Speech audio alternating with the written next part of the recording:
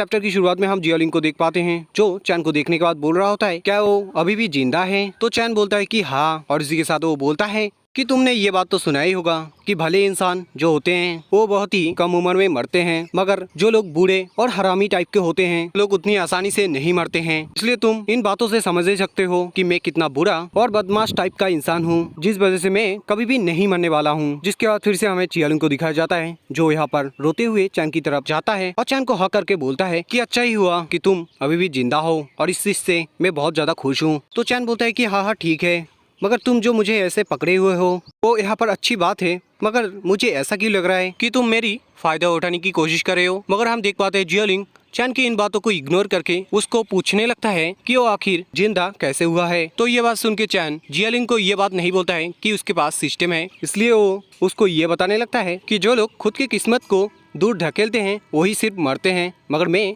ऐसा नहीं करता हूँ, जिस वजह से मैं खुद की किस्मत को बहुत आसानी से बदल देता हूँ। तो ये बात सुनने के बाद जियोलिंग बोलने लगता है कि तुम आखिर क्या बोलना चाहते हो, मुझे तो समझ ही नहीं आ रहा है। जिसके बाद फिर हम चैन को देख पाते हैं, जो ऊपर की तरफ उंगली दिखाते हुए सिस्टम को चिल्लाते हुए बोलता है कि बेवकूफ सिस्टम, मेरा पुनर्जन्म का रियॉर्ड कहाँ है। जिसके बाद हमें दिखाया जाता है कि चैन इस बात को बोलते ही सिस्टम से मैसेज मिलता है इसको कि आपने जो पुनर्जन्म लिया है उसकी वजह से आपको एक रिवॉर्ड दिया जा रहा है, जो आपको एक पैकेज के थ्रू मिलने वाला है। तो ये बात सुनने के बाद चैन जियोलिंग को बोलने लगता है कि वो निस्संदेह एक नायक है, इसलिए वो देख सकता है कि उसको जो इस बार रिवॉर्ड मिलने वाला है वो बहुत ही खास तरीके से मिलने वाला है। जिसके बाद फिर हमें उस रिवॉर्ड को दिखाया जाता है जो होता है एक शॉट। जिसके बाद फिर हमें चैन को दिखाया जाता है जो अचानक से उस शॉट को देखने के बाद घबराते हुए बोलने लगता है अरे नहीं, मेरे साथ लगता है कुछ तो गलत होने वाला है। और इस बात को बोलते ही एक धमाका होता है। जिसके बाद हमें दिखाया जाता है चैन को, जहाँ पर हम देख पाते हैं उसके दोनों पैर के बीच में उस शॉट को, जो देख के चैन पूरी तरीके से डर गया था। इसके बाद फिर वो जब खड़ा होता है तो मिडिल फिंगर दिखाते हुए सिस्टम को बताने लगता है कि मैं तो तुम्हें थोड़ा सा चिढ़ाने की कोशिश कर रहा था, मगर तुमने तो मेरा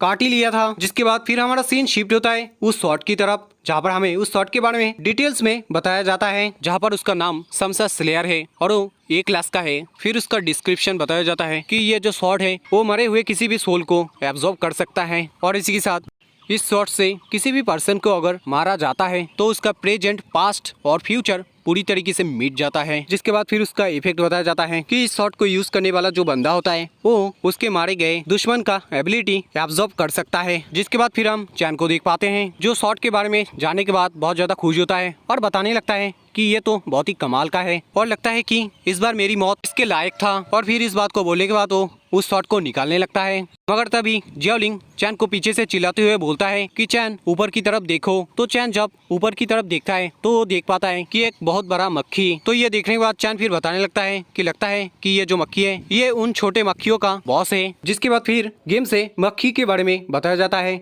कि ये जो मक्खी है ये हड्डी चबाने वाले मक्खियों का राजा है और वो क्लास सी का है। जिसके बाद फिर उसका डिस्क्रिप्शन बताया जाता है कि ये जो मक्खियों का राजा है ये खुद के किसी भी दुश्मन को बहुत ही डेंजरस तरीके से हमला करता है, जो भी इसके छोटे छोटे मक्खियों के ऊपर हमला करता है। इस बात को बोल के गेम चैन को एक वार्निंग दे के जाता है कि इस मक्खी का सिकल क्लोज से वो बच के रहे। जिसके बाद फिर हमें चैन को दिखाया जाता है जो ये सब जानने के बाद बताने लगता है कि चलो मुझे एक मौका मिला है इस समसा स्लेयर को इस्तेमाल करने के लिए। और इस बात को बोल के जैसे ही वो समसा स्लेयर को बाहर निकलने की कोशिश करता है तो देख पाता है कि समसा स्लेयर बाहर निकल नहीं रहा है। तो ये देखने के बाद फिर चैन बताने लगता है कि अरे नहीं, ये तो अभी अटक चुका है, अब क्या होगा अगर ये अभी नहीं निकला तो ये मक्खी हमारा खेल खत्म कर देगा। जिसके बाद फिर हमें जियोलिंग को दिखाया जाता है जो चैन के पीछे खड़ा हुआ था और चैन की बातों को सुन के वो बहुत ज्यादा गुस्सा हो गया था, क्योंकि उसको लग रहा था चैन जियोलिंग के साथ मजाक कर रहा है।